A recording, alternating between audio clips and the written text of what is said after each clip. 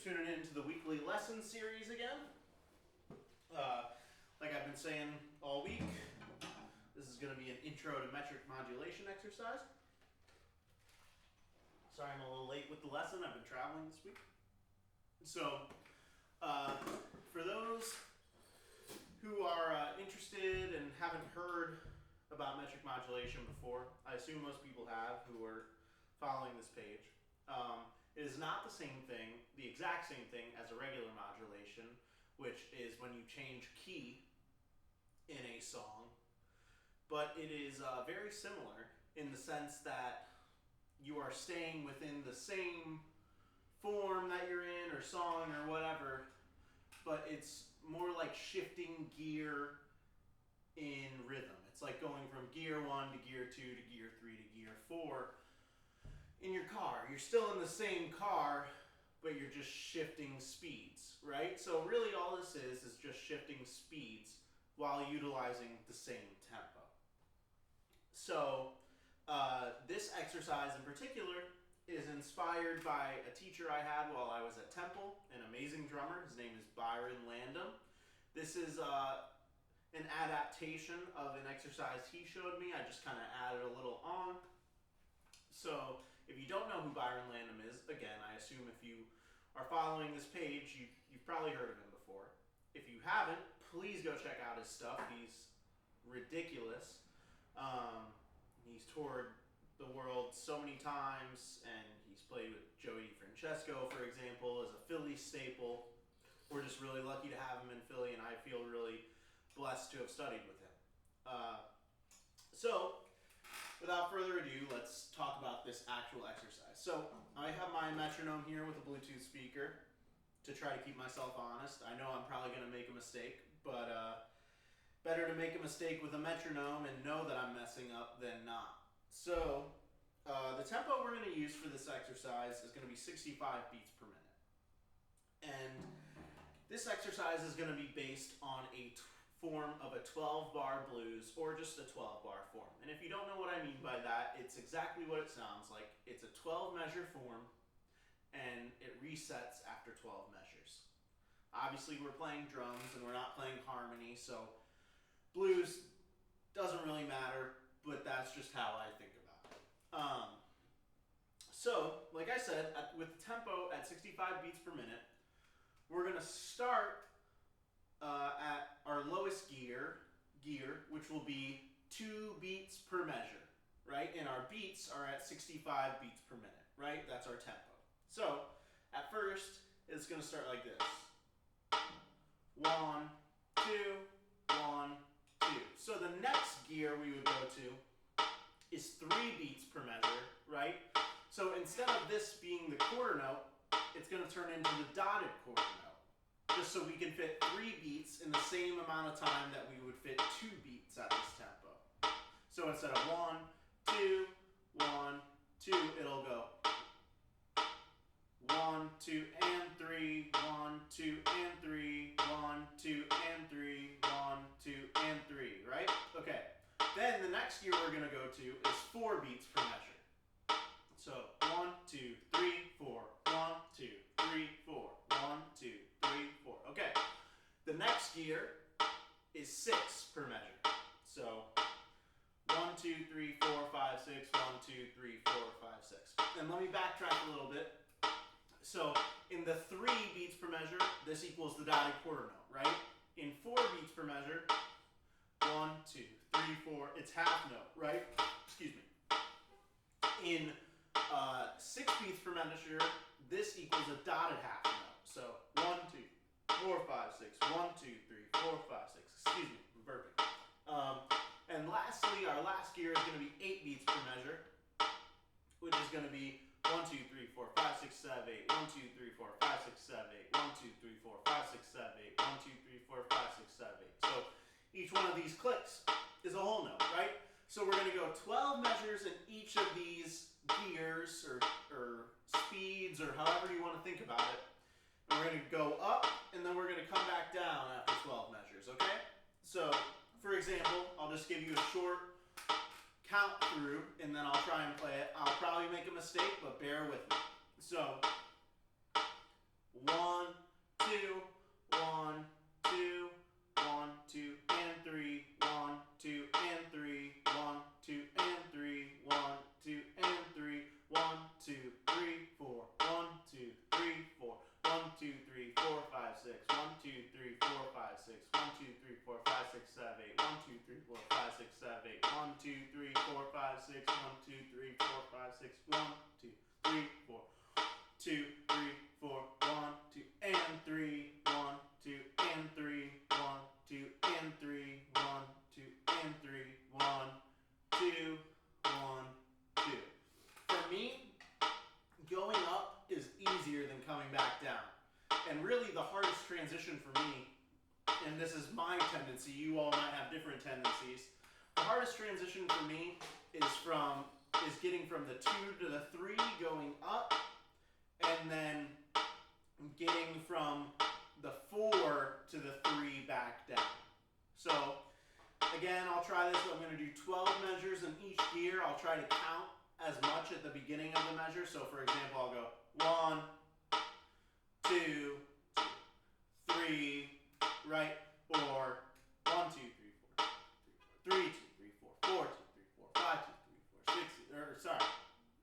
That was actually 8 beats per measure, so I messed that up. But you get the idea.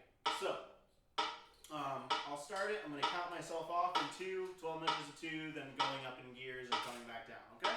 So 1, 2, 1, 2, 1, 2, 3, 4, 5, 6, 7, 8, 9, 10, 11, 12, 2, 3, 4,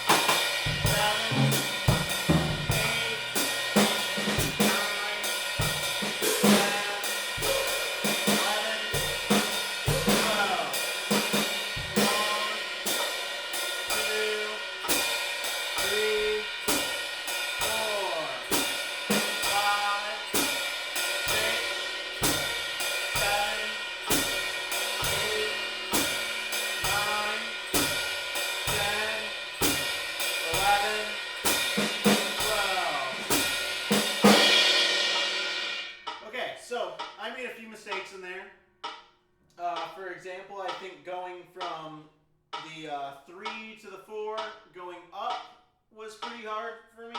It wasn't correct. And I also believe, like I said before, I knew one of my tendencies coming back down from 4 to 3 is a little bit sloppy, and it wasn't exactly clear. So, obviously, I'm not perfect on this, and I think this is something that it takes, practice every day, and I've been out of practice with this stuff, so I'm really happy that you guys wanted me to do a lesson on this because it kind of got me back into it. And, I think the most important thing is just identifying your tendencies, right? I hesitate to use the word problem, even though I might have used that earlier. I can't remember. I hesitate to use that word because, it's not, yes, it's wrong, but it's all of these things are things that take time, right? And it's a level of comfortability, and it's your habits, right? Your tendencies are your habits, and you have to identify your habits in order to, fix them, or in order to grow, really. Like I said, again, my tendencies in that, I know what they are, and now I'm going to focus more on that so that I can actually grow and I'm just not staying in the same place, right? And that applies to anything. Like I said, that's just a practice method, is building levels of comfortability. You're not bad or good at anything. It's just, are you uncomfortable or are you comfortable with it? So, I did that in a swing context, but you could do it in, for example, I'll put the metronome back on, and I'll just do gear 1, which is 2 beats, and gear 2, which is 3, and I'll just do like a kind of a pocket thing for the 2, so, right? Now 3, I'm going to try to do some kind of like Afro-Cuban kind of thing.